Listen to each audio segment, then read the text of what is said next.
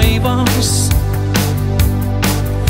Oli elämä ollut katkolla, mutta siellä viimeisellä rannalla se viimeinen tikku laudalla minua kaipas.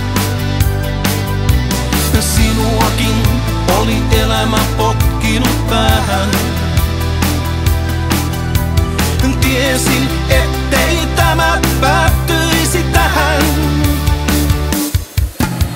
Ja ennen auringon nousua jokin sisälläni heräs. Kun näin sut puiston penkillä, kaiverrettiin siihen safiiri ja teräs. Kun mä katsoin sua, jokin sisälläni heräs. Yhteisen hautakiveemme siihen kaiverrettiin safiiri ja teräs.